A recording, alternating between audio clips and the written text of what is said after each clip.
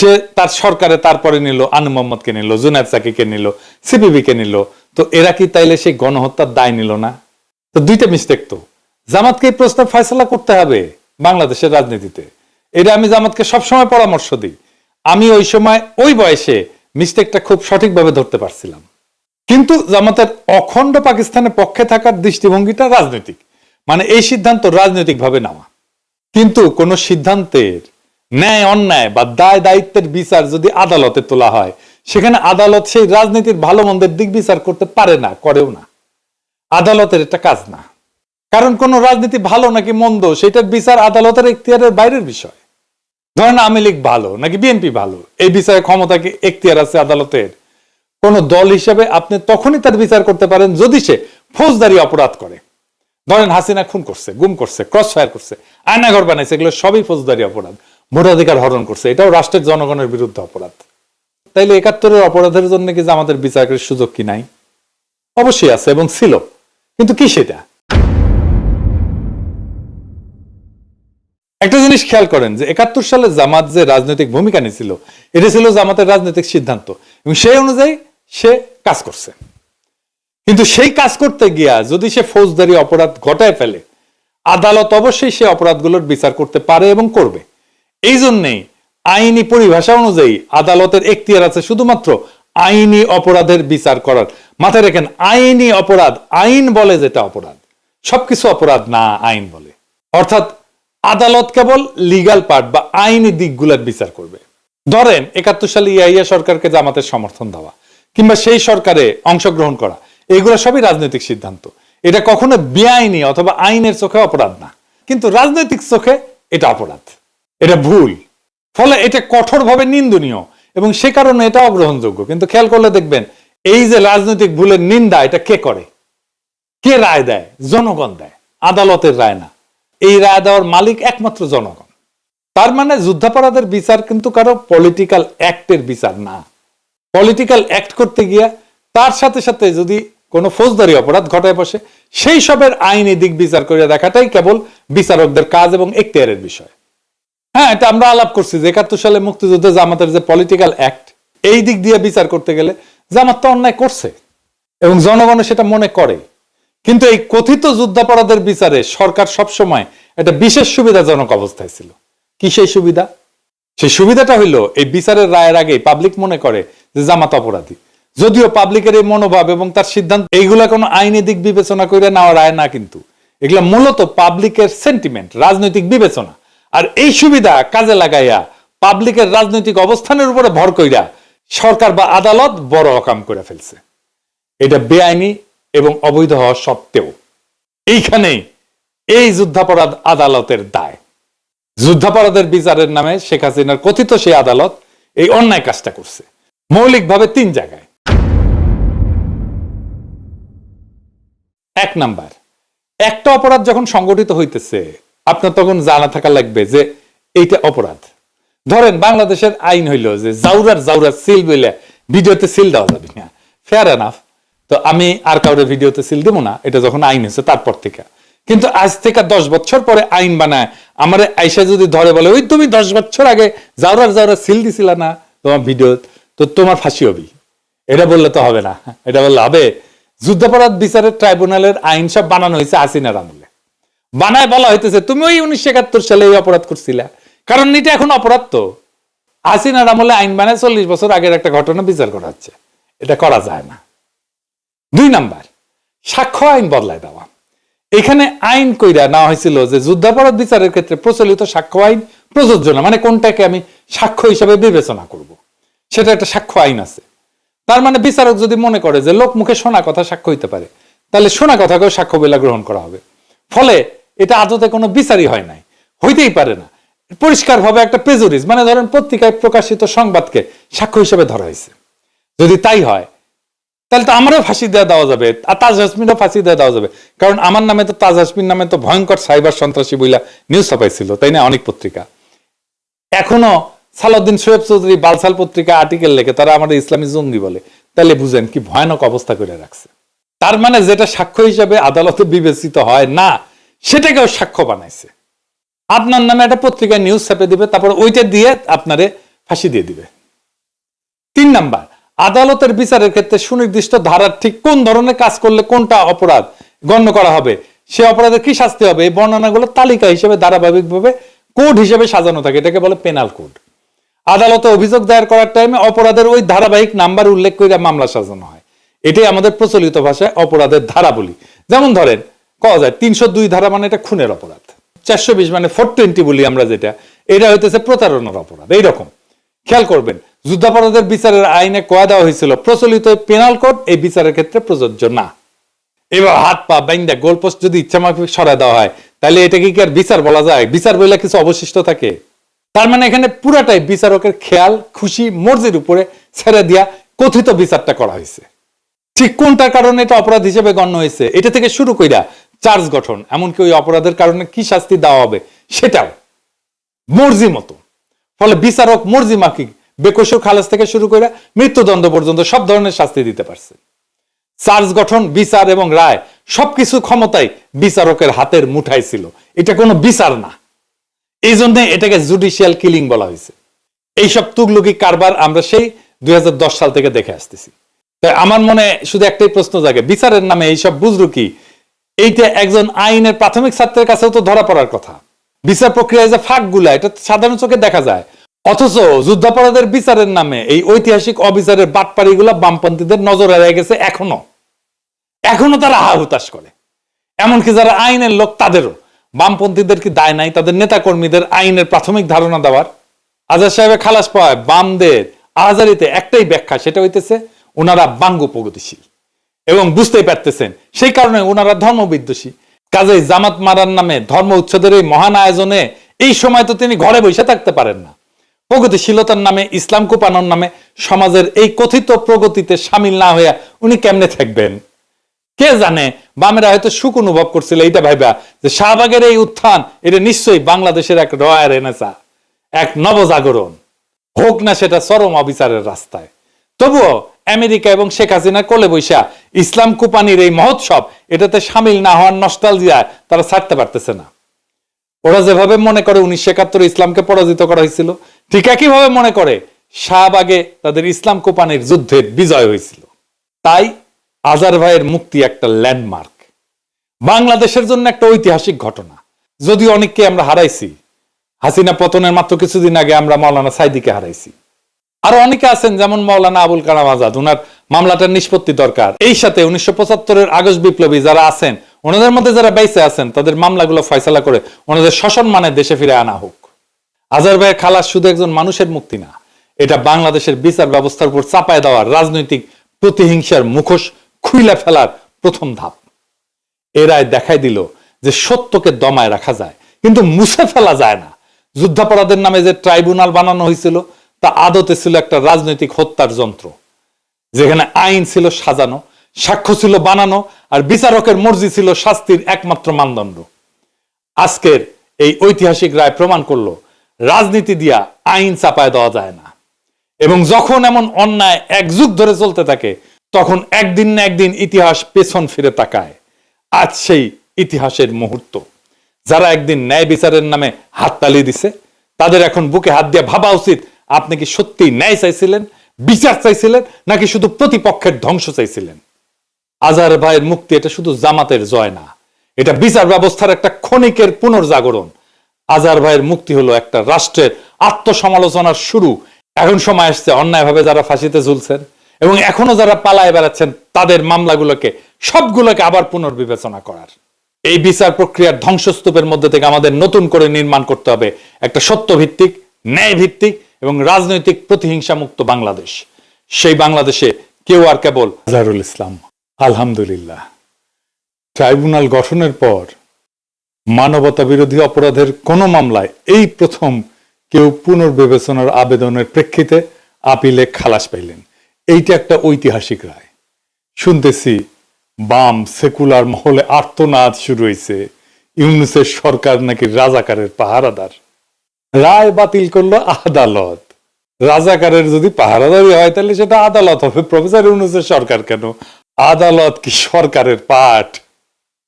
Professor ইউনূসের সরকার তো রায় বইলা দেয় না। এখন রায় বাতিল কইরা বর্তমান আপিল বিভাগ খুব গুরুত্বপূর্ণ কয়েকটা কথা বলছেন।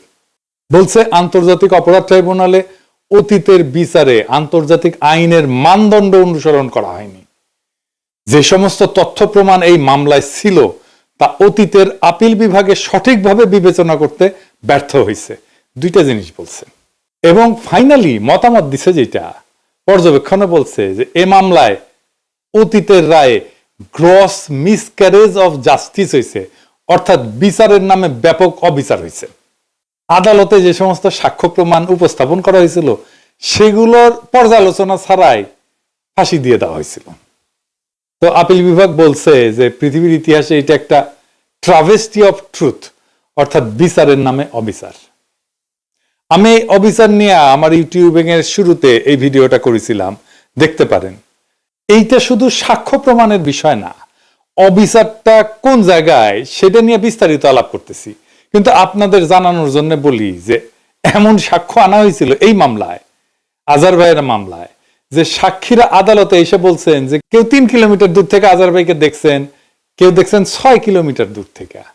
একজন সাক্ষীকে জিজ্ঞেস করা হয়েছিল যে আপনার সন্তানের নাম কি? ছেলেমেয়ের নাম বলতে পারে না, স্ত্রীর নাম বলতে পারে না, কিন্তু এটিএম আজহারুল ইসলামের নাম ঠিকই বলতে পারে। কি চমৎকার! এই যে কথিত যুদ্ধাপরাধের বিচার, এর নামে কেন সেটা একটা ঐতিহাসিক অবিচার ছিল, আসেন সেটা এখন বুঝে দেখি। এই যুদ্ধাপরাধের বিচারের প্রস্তুতি শুরু হয়েছিল শেখ হাসিনা সরকারের আমলে 2009 সালে ক্ষমতা আসার পর। কেন হাসিনা এই বিচারটা করতে গেল, এইটা গুরুত্বপূর্ণ, এইটা একটু বুঝতে হবে। 2001 সালের 8ম জাতীয় সংসদ নির্বাচন ছিল বাংলাদেশের রাজনীতির নির্ধারক।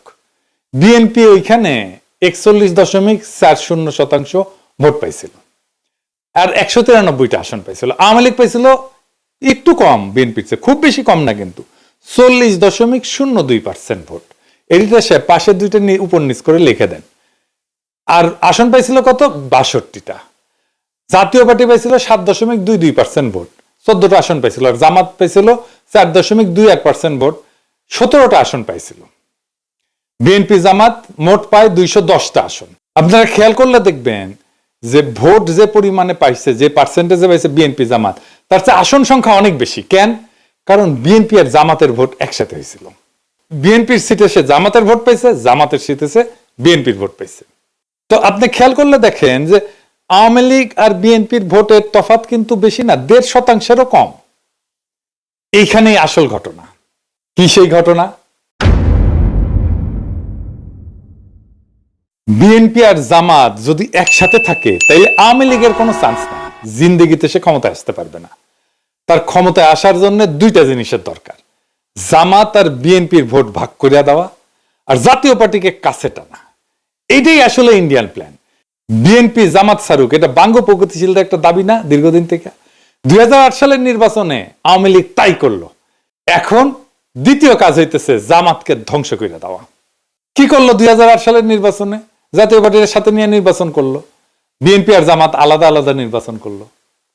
এখন দ্বিতীয় কাজ হচ্ছে জামাতকে ধ্বংস করে দেওয়া, মূলত তার শীর্ষ নেতাদের মাইরা ফেলা, তাদের নিয়ন্ত্রিত আর্থিক প্রতিষ্ঠানগুলো হয় ধ্বংস করে দেওয়া অথবা দখল নিয়ে দেওয়া। এইভাবে ইসলামী ব্যাংক গেল, তাই না? আর বিএনপির মধ্যে খুবই হার্ডকোর যারা ন্যাশনালিস্ট, এদেরকেও মেরে ফেলা, যেন তারা কখনোই জামাত আর বিএনপির মধ্যে ঐক্য নিয়ে দলের মধ্যে ওকালতি করতে না পারে। এভাবেই সালাউদ্দিন কাদের চৌধুরীকে ফাঁসি দেওয়া হইল।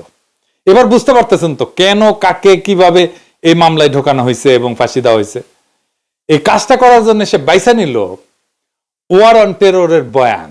সেটা কি? বুশ আর ব্লেয়ার মিলে তখন সন্ত্রাসের বিরুদ্ধে অনন্ত যুদ্ধ করতেছে, মানে ইসলাম কোপাইতেছে সারা দুনিয়ায়। হাসিনা যে বলল এই যে জামাত, এই হচ্ছে সেই ইসলামী জঙ্গি যারা 1971 সাল থেকে এই অঞ্চলে সন্ত্রাসবাদ চালায় যাইতেছে। ইনু এটা ভুলভাল হিন্দিতে সাক্ষাৎকার দিছিল। আপনারা সেটা শুনলে বুঝতে পারবেন কোন ন্যারেটিভ হাসিনা ইনু এরা তৈরি করছিল জামাতের বিরুদ্ধে। শুনেন।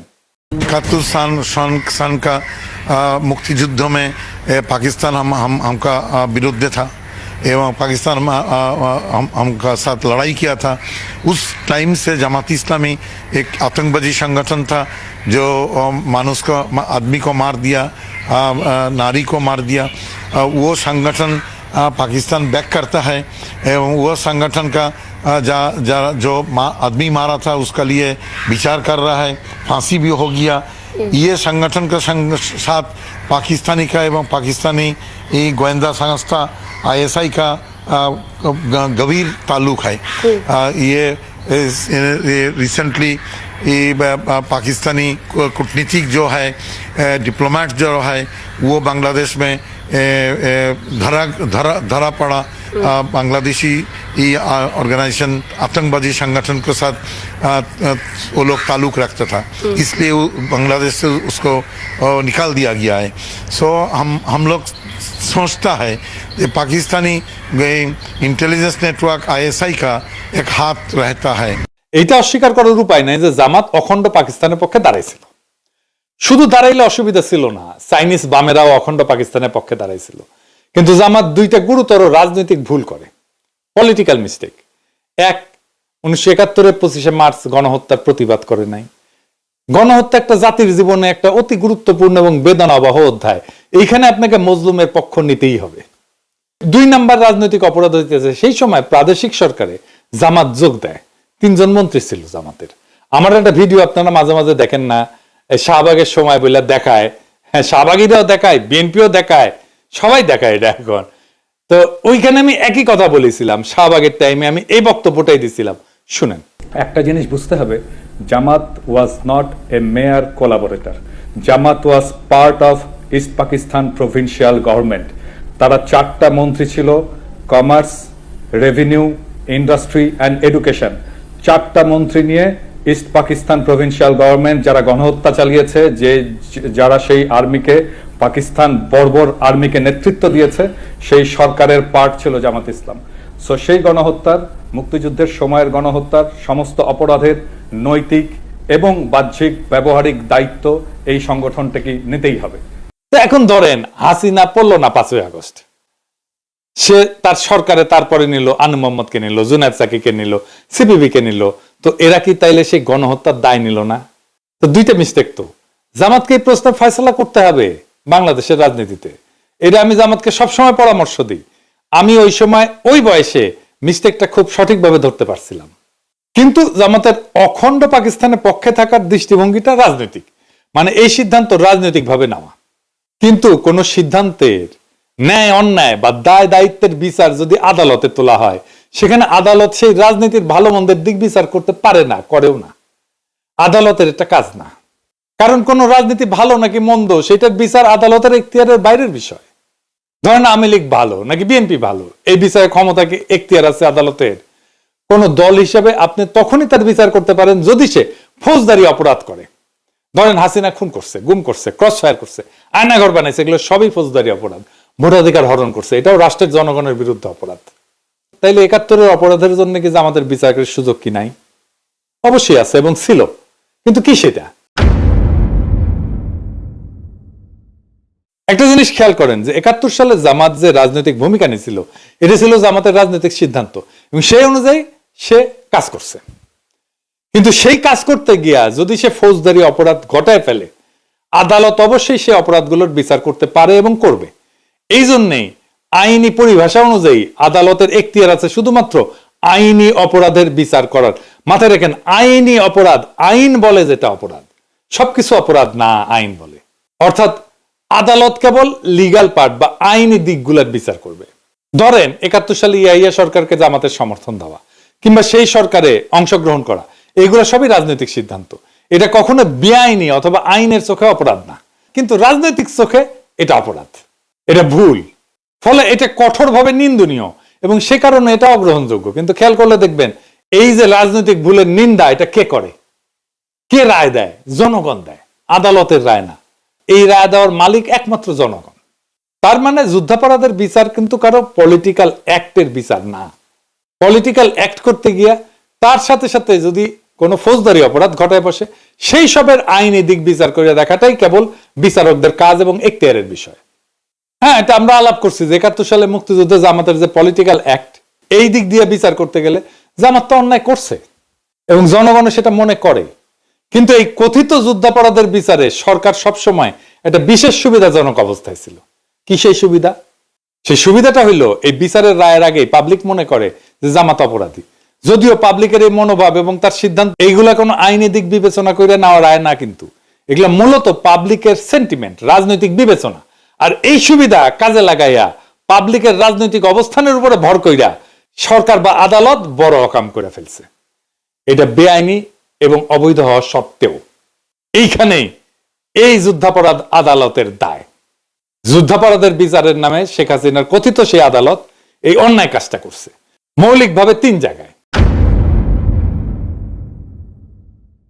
1 নাম্বার, একটা অপরাধ যখন সংগঠিত হইতেছে আপনার তখন জানা থাকা লাগবে যে এইটা অপরাধ। ধরেন বাংলাদেশের আইন হইল যে জাউরার সিল বলে ভিডিওতে সিল দেওয়া যাবে না, ফেয়ার এনাফ, তো আমি আর কাউরে ভিডিওতে সিল দেবো না, এটা যখন আইন হয়েছে তারপর থেকে। কিন্তু আজ থেকে 10 বছর পরে আইন বানায় আমার আইসা যদি ধরে বলে ওই তুমি 10 বছর আগে জাউরার সিল দিছিল না তোমার ভিডিও, তো তোমার ফাঁসি হবে, এটা বললে তো হবে না। এটা বললে হবে যুদ্ধাপরাধ বিচারের ট্রাইব্যুনালের আইন সব বানানো হয়েছে হাসিনার আমলে, বানায় বলা হইতেছে তুমি ওই 1971 সালে এই অপরাধ করছিলা, কারণ এটা এখন অপরাধ। তো হাসিনার আমলে আইন বানায় 40 বছর আগের একটা ঘটনা বিচার করা হচ্ছে, এটা করা যায় না। 2 নাম্বার, সাক্ষ্য আইন বদলায় দেওয়া। এখানে আইন কইরা নেওয়া হয়েছিল যে যুদ্ধাপরাধ বিচারের ক্ষেত্রে প্রচলিত সাক্ষ্য আইন প্রযোজ্য না, মানে কোনটাকে আমি সাক্ষ্য হিসাবে বিবেচনা করব, সেটা একটা সাক্ষ্য আইন আছে। তার মানে বিচারক যদি মনে করে যে লোক মুখে শোনা কথা সাক্ষ্য হইতে পারে, তাহলে শোনা কথাকেও সাক্ষ্য বলে গ্রহণ করা হবে। ফলে এটা আদতে কোনো বিচারই হয় নাই, হইতেই পারে না, পরিষ্কারভাবে একটা প্রেজুডিস, মানে ধরেন পত্রিকায় প্রকাশিত সংবাদকে সাক্ষ্য হিসেবে ধরা হয়েছে। যদি তাই হয় তাহলে তো আমারও ফাঁসি দেওয়া যাবে, আর তাজ হাসমিনও ফাঁসি দেওয়া যাবে, কারণ আমার নামে তো তাজ হাসমিন নামে তো ভয়ঙ্কর সাইবার সন্ত্রাসী বইলা নিউজ ছাপাইছিল, তাই না, অনেক পত্রিকা। এখনো সালাউদ্দিন শোয়েব চৌধুরী বালসাল পত্রিকা আর্টিকেল লেখে, তারা আমাদের ইসলামী জঙ্গি বলে, তাহলে বুঝেন কি ভয়ানক অবস্থা করে রাখছে। তার মানে যেটা সাক্ষ্য হিসাবে আদালতে বিবেচিত হয় না সেটাকেও সাক্ষ্য বানাইছে। আপনার নামে একটা পত্রিকায় নিউজ ছাপে দিবে, তারপর ওইটা দিয়ে আপনারে ফাঁসি দিয়ে দিবে। 3 নাম্বার, আদালতের বিচারের ক্ষেত্রে সুনির্দিষ্ট ধারার ঠিক কোন ধরনের কাজ করলে কোনটা অপরাধ গণ্য করা হবে, সে অপরাধের কি শাস্তি হবে, এই বর্ণনাগুলো তালিকা হিসেবে ধারাবাহিকভাবে কোড হিসেবে সাজানো থাকে, এটাকে বলে পেনাল কোড। আদালতে অভিযোগ দায়ের করার টাইমে অপরাধের ওই ধারাবাহিক নাম্বার উল্লেখ করে মামলা সাজানো হয়। এটাই আমাদের প্রচলিত ভাষায় অপরাধের ধারা বলি। যেমন ধরেন কওয়া যায় 302 ধারা মানে এটা খুনের অপরাধ, 420 মানে 420 বলি আমরা যেটা, এটা হইতেছে প্রতারণার অপরাধ। এইরকম খেয়াল করবেন, যুদ্ধাপরাধের বিচারের আইনে কয়া দেওয়া হয়েছিল প্রচলিত পেনাল কোড এই বিচারের ক্ষেত্রে প্রযোজ্য না। এবার হাত পা বাইন্দা গোলপোস্ট যদি ইচ্ছা মাফিক সরায় দেওয়া হয়, তাহলে এটাকে কি আর বিচার বলা যায়? বিচার বলে কিছু অবশিষ্ট থাকে? তার মানে এখানে পুরাটাই বিচারকের খেয়াল খুশি মর্জির উপরে ছেড়ে দিয়া কথিত বিচারটা করা হয়েছে। ঠিক কোনটার কারণে এটা অপরাধ হিসেবে গণ্য হয়েছে এটা থেকে শুরু কইরা চার্জ গঠন, এমনকি ওই অপরাধের কারণে কি শাস্তি দেওয়া হবে সেটাও মর্জি মতো। ফলে বিচারক মর্জি মাফিক বেকসুর খালাস থেকে শুরু করে মৃত্যুদণ্ড পর্যন্ত সব ধরনের শাস্তি দিতে পারছে। চার্জ গঠন, বিচার এবং রায় সবকিছু ক্ষমতাই বিচারকের হাতের মুঠায় ছিল, এটা কোনো বিচার না। এই জন্য এটাকে জুডিশিয়াল কিলিং বলা হয়েছে। এইসব তুগলুকি কারবার আমরা সেই 2010 সাল থেকে দেখে আসতেছি। তাই আমার মনে শুধু একটাই প্রশ্ন জাগে, বিচারের নামে এইসব বুঝলো কি? এইটা একজন আইনের প্রাথমিক ছাত্রের কাছেও তো ধরা পড়ার কথা। বিচার প্রক্রিয়ায় যে ফাঁকগুলা এটা সাধারণ চোখে দেখা যায়, অথচ যুদ্ধাপরাধের বিচারের নামে এই ঐতিহাসিক অবিচারের বাটপাড়িগুলা বামপন্থীদের নজরে রয়ে গেছে। এখনো তারা হা হুতাশ করে, এমনকি যারা আইনের লোক তাদেরও। বামপন্থীদের কি দায় নাই তাদের নেতা কর্মীদের আইনের প্রাথমিক ধারণা দেওয়ার? আজাদ সাহেবের খালাস পাওয়ায় বামদের আহাজারিতে একটাই ব্যাখ্যা, সেটা হইতেছে ওনারা বাঙ্গু প্রগতিশীল এবং বুঝতেই পারতেছেন সেই কারণে ওনারা ধর্মবিদ্বেষী। কাজেই জামাত মারার নামে ধর্ম উচ্ছেদের এই মহান আয়োজনে এই সময় তো তিনি ঘরে বসে থাকতে পারেন না। প্রগতিশীলতার নামে, ইসলাম কোপানোর নামে সমাজের এই কথিত প্রগতিতে সামিল না হইয়া উনি কেমনে থাকবেন? কে জানে, বামেরা হয়তো সুখ অনুভব করছিল এইটা ভাইবা যে শাহবাগের এই উত্থান এটা নিশ্চয়ই বাংলাদেশের এক রয়ার এনেসা, এক নবজাগরণ হোক না সেটা চরম অবিচারের রাস্তায়। তবুও আমেরিকা এবং শেখ হাসিনা কোলে বৈশা ইসলাম কুপানির এই মহোৎসব এটাতে সামিল না হওয়ার নস্টালজিয়ায় তারা ছাড়তে পারতেছে না। ওরা যেভাবে মনে করে 1971 ইসলামকে পরাজিত করা হয়েছিল, ঠিক একইভাবে মনে করে শাহবাগে তাদের ইসলাম কোপানির যুদ্ধের বিজয় হয়েছিল। তাই আজার ভাইয়ের মুক্তি একটা ল্যান্ডমার্ক, বাংলাদেশের জন্য একটা ঐতিহাসিক ঘটনা। যদিও অনেককে আমরা হারাইছি, হাসিনা পতনের মাত্র কিছুদিন আগে আমরা মাওলানা সাইদিকে হারাইছি। আরো অনেকে আছেন যেমন মাওলানা আবুল কালাম আজাদ, ওনার মামলাটার নিষ্পত্তি দরকার। এই সাথে 1975-এর আগস্ট বিপ্লবী যারা আছেন ওনাদের মধ্যে যারা বেঁচে আছেন তাদের মামলাগুলো ফয়সালা করে ওনাদের সসম্মানে দেশে ফিরে আনা হোক। আজহার ভাইয়ের খালাস শুধু একজন মানুষের মুক্তি না, এটা বাংলাদেশের বিচার ব্যবস্থার উপর চাপায় দেওয়ার রাজনৈতিক প্রতিহিংসার মুখোশ খুইলা ফেলার প্রথম ধাপ। এ রায় দেখাই দিল যে সত্যকে দমায় রাখা যায় কিন্তু মুছে ফেলা যায় না। যুদ্ধাপরাধের নামে যে ট্রাইব্যুনাল বানানো হয়েছিল তা আদতে ছিল একটা রাজনৈতিক হত্যার যন্ত্র, যেখানে আইন ছিল সাজানো, সাক্ষ্য ছিল বানানো, আর বিচারকের মর্জি ছিল শাস্তির একমাত্র মানদণ্ড। আজকের এই ঐতিহাসিক রায় প্রমাণ করলো রাজনীতি দিয়া আইন চাপায় দেওয়া যায় না, এবং যখন এমন অন্যায় এক যুগ ধরে চলতে থাকে তখন একদিন না একদিন ইতিহাস পেছন ফিরে তাকায়। আজ সেই ইতিহাসের মুহূর্ত। যারা একদিন ন্যায় বিচারের নামে হাততালি দিছে তাদের এখন বুকে হাত দিয়ে ভাবা উচিত, আপনি কি সত্যি ন্যায় চাইছিলেন, বিচার চাইছিলেন, নাকি শুধু প্রতিপক্ষের ধ্বংস চাইছিলেন? আজহার ভাইয়ের মুক্তি এটা শুধু জামাতের জয় না, এটা বিচার ব্যবস্থার একটা ক্ষণিকের পুনর্জাগরণ। আজহার ভাইয়ের মুক্তি হলো একটা রাষ্ট্রের আত্মসমালোচনার শুরু। এখন সময় আসছে অন্যায়ভাবে যারা ফাঁসিতে ঝুলছেন এবং এখনো যারা পালায় বেড়াচ্ছেন তাদের মামলাগুলোকে সবগুলোকে আবার পুনর্বিবেচনা করার। এই বিচার প্রক্রিয়ার ধ্বংসস্তূপের মধ্যে থেকে আমাদের নতুন করে নির্মাণ করতে হবে একটা সত্যভিত্তিক, ন্যায় ভিত্তিক এবং রাজনৈতিক প্রতিহিংসা মুক্ত বাংলাদেশ। সেই বাংলাদেশে কেউ আর কেবল রাজনৈতিক মতাদর্শের কারণে ফাঁসির দড়িতে ঝুলবে না। সেই বাংলাদেশে বিচার হবে অপরাধের, মতাদর্শের না। সেই বাংলাদেশে বাম কিংবা ডান কেউ আর ধর্মের নামে, জাতীয়তাবাদের নামে বা মুক্তিযুদ্ধের নামে বিচারের ছদ্মবেশে হত্যা করবে না। আজহার ভাইয়ের মুক্তি এক নতুন যাত্রার সংকেত। এই যাত্রা শুধুমাত্র একজন মানুষের না, এটা একটা